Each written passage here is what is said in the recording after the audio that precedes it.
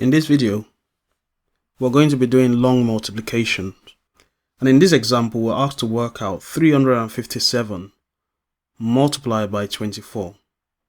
So what we want to do here first is to write out the problem that we want to solve. We're going to first take that 4 and multiply it by 357. 4 times 7 is 28. So I write the 8 at the bottom here. And then I take the 2, I write it on top of the 5. Then I multiply 4 times 5, which is 20. 20 add 2 gives me 22. So I write the 2 down here, other 2 to the top. 4 times 3 is 12. 12 add the 2 gives me 14. I'm left with 20. So the first thing I want to do is I want to write a 0 below the 8 before I start multiplying by my 2.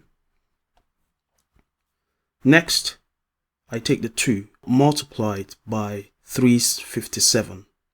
2 times 7 gives me 14.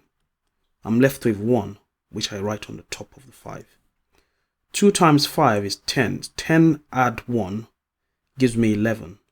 I write the 1 below the 4, and then I take the remaining 1 to the top of the 3. 2 times 3 is 6. 6 add 1 gives me 7. So now I'm going to add my 1428 and my 7140. 8 add 0 is 8. 2 add 4 is 6. 4 add 1 is 5.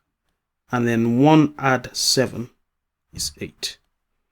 So my final answer is 8,568. So this is how to do long multiplications.